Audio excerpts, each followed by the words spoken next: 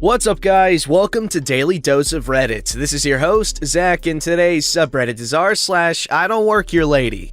This story is called, Couldn't Be Any More Obvious. I had received my paycheck this Thursday, and since my father was out of town for the week for work, I decided to help him out a bit more and buy his part of the groceries for the week along with my own. We usually go grocery shopping together on the weekends, but we each buy our own thing since we eat different foods. Me saving up my money by getting basic ready-to-eat foods like ramen noodles, potatoes, bread, eggs, stuff I know I can last a week with just $10 or so. While he spends a bit more for meats, vegetables, certain ingredients, etc. Since he'd been spending a bit more money on gas for the trip back home this Sunday, I figure he probably wouldn't have too much to spend for his groceries once he got back. So I wrote down a list on my phone of the things he usually gets when we shop. Luckily, he always buys pretty much the same stuff every week, so I know what to get. Fast forward to today, Friday morning. I get up pretty early to cash my check and head to the store near my house before the lines get pretty long, as it would get colder later during the day when I'd have to return home.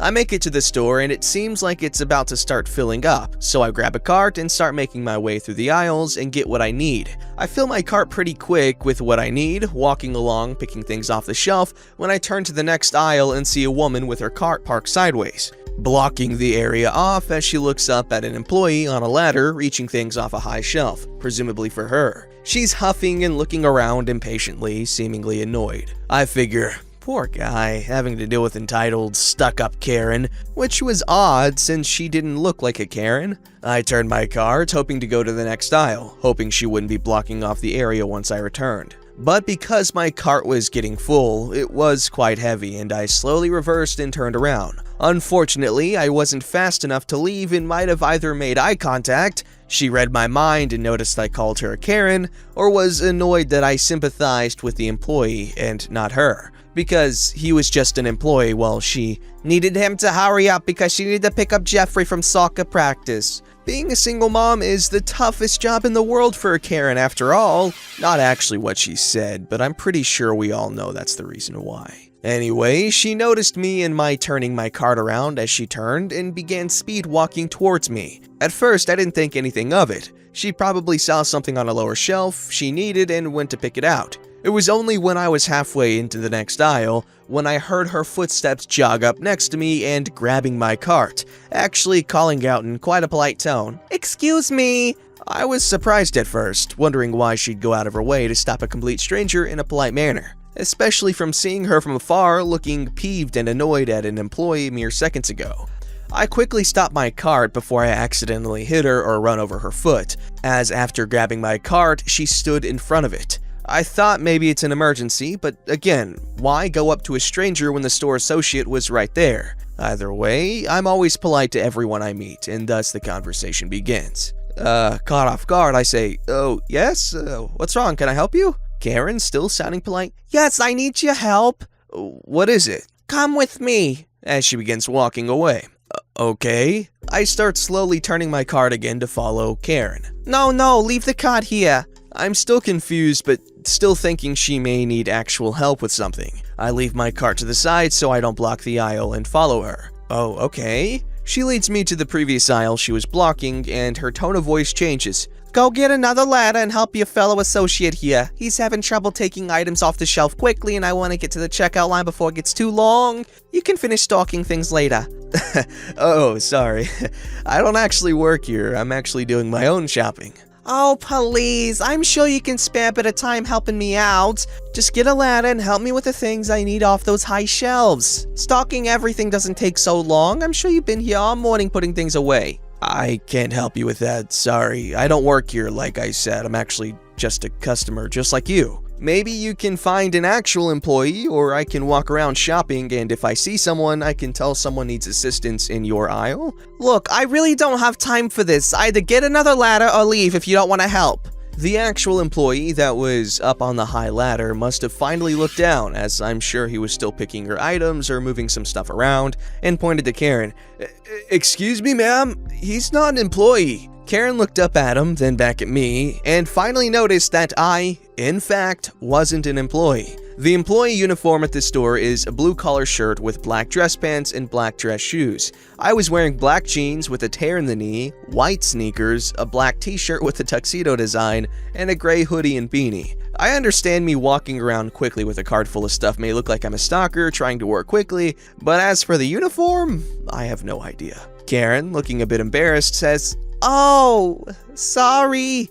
No, it's okay. It's alright. I make my way back to my cart and proceed to finish up my list and head to checkout, pay, and head on home. Sorry if this didn't have any type of sweet ending with Karen ending up losing it, or me or the employee getting revenge in some sort of way. It was nice in a way to see a Karen quickly turn from snobby and stuck up to genuinely apologetic for making a mistake and owning up to it. Although rare, not the first time I've seen a Karen, but definitely my first interaction with one. No need to apologize, good sir, because guess what? Your story was true.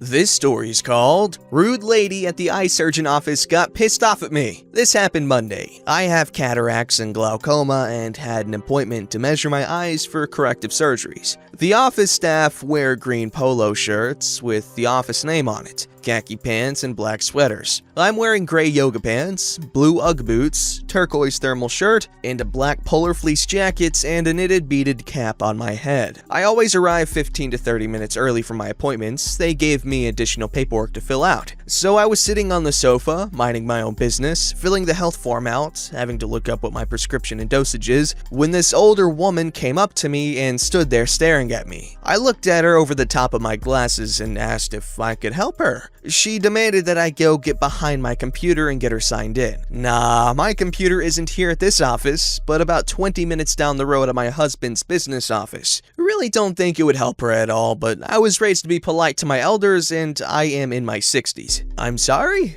I don't work here. I got up and turned in my paperwork and sat back down. She followed me up to the desk, demanded to speak to the office manager. By George. About that time, I get called back from my appointments. About 35 to 45 minutes. Mapping eyes takes a while, and setting up surgery appointments take even longer. I'm escorted to the front, and this older woman is still complaining about me. She points at me to the office manager. Her! The office manager told her that I don't work here and she needs to wait in line to get signed in. The manager takes my paperwork and sets up my 2 post-op appointments. I can hear that old woman complaining that I'm probably taking her dates. Office manager just shakes her head, told her no big deal, smiled at the old woman, and told her to have a nice day. I mean, good thing she was at the eye doctor's, cause she obviously needs them.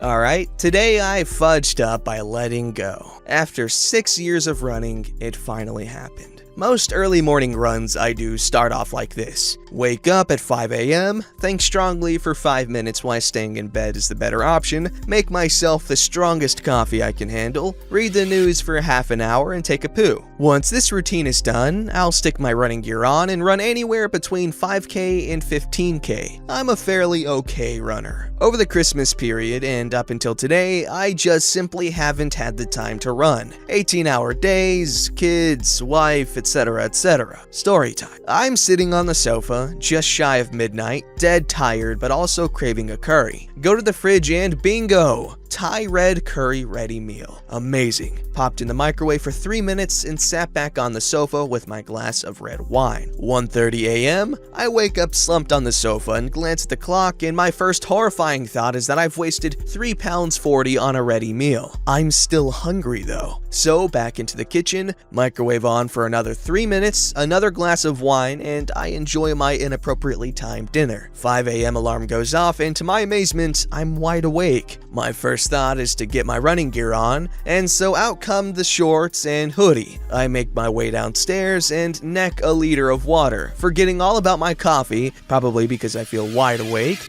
Read the news for 5 minutes, grab my keys, lock the door, and press start on my Nike app. It's going well. I'm plodding along at just over a 4-kilometer-minute pace and enjoying being the only person brave enough to be out in 2-degree or 35.6 Fahrenheit weather. My legs are feeling good and I'm planning the days ahead and having a lovely conversation with myself. Not wanting to overdo it, I decide at 4 kilometers to start heading back. It's now a 3-kilometer stretch of straight road with a 24-hour Tesco or grocery store 1.5 kilometers from my house. I always up the pace as it's slightly downhill and I like to take advantage of looking better than I actually am. 3-minute 20-second kilometer showed up, a 3-minute 10-second kilometer came, then 3-minute kilometer. I was flying, super happy, nothing was going to stop me. Until I'm 100 yards from Tesco and have to slow right down to catch my breath. I've obviously lost a bit of fitness over the past month of not running. No worries, I thought, a couple of minutes walking and I'll jog the rest of the way home. Then came the need to poo. It seemed more urgent than the other times I've needed to go after a run. Do I stop at Tesco? No, I better get home. Nothing worse than pooping in a public toilet. So I began to jog, not really thinking about the readiness of my anus. I'm now halfway between my house and Tesco, 700 meters till I'm home. My cautionary jog was suddenly halted abruptly like I had just ran straight into a wall. My anus is ready to explode. Holy crap, I said out loud.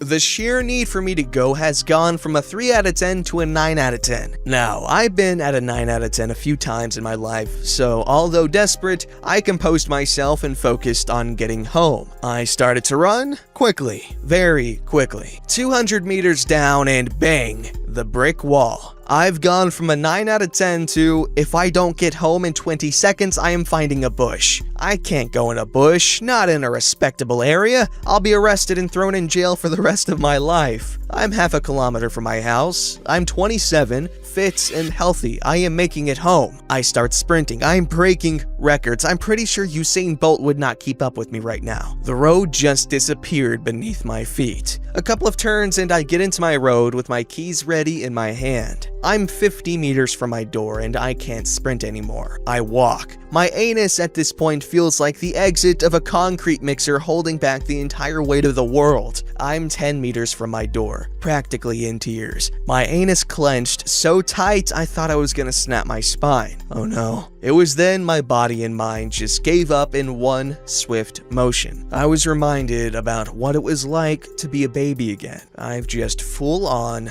let it go. This was not a clean sausage. This was a full on bad stomach. In a panic, I dived between the wife's car and the side of the house. I'm praying at this point that I'm dreaming. Realizing it's not a dream, I'm praying no neighbor is watching. What the hell? How has my life come to this point? I said. Do I strip off here and walk around the side of the house naked? Do I hop the garden wall and hide my ruined everything in a bush? No, there's not an easy way out. I just have to go inside and clean up. I check my legs and there's no evidence. My tight-fitting boxers have done a splendid job of holding the unwanted contents. I walk around the house and let myself in. To my horror, both kids and the wife are up way too early. I think it was roughly 6 a.m. and she's doing her makeup and getting them ready for school. Babe, I've had an accident. In a panic, she runs down the stairs and I explain I've crapped myself. She basically didn't believe me and in her grumpy morning ways went back upstairs. I waddle upstairs to the bathroom and without thinking, just jump straight into the shower and drop everything. Holy mother, I nearly collapsed from the sight and the smell. The cleanup process began. It was not going well at all. The hot, steamy shower was exponentially making the smell worse with every passing minute. So bad, in fact, that my kids and wife entered the bathroom at once and all just stared at me in complete disappointment for a brief moment before exiting and bursting into fits of laughter. Daddy's pooing himself! I'm telling everyone! My wife joining in with the joke whilst asking me exactly what happened. The realization of what's occurring is now setting in. I'm stood in the shower in dark brown water with bits of crap floating around my ankles. And just as things seemingly can't get any worse, the water starts rising gradually up my legs because my crap has blocked the freaking plug hole. Oh, and I now remember the estate agent is coming around at 9 a.m. to value the house. Happy running, everyone! Disclaimer, I posted this in r/running a few days ago, but it got deleted because it went against the rules. I don't have much to say. Wow, that's an unfortunate thing to happen to someone, I guess. Don't forget to like, subscribe, and hit that bell to never miss an episode.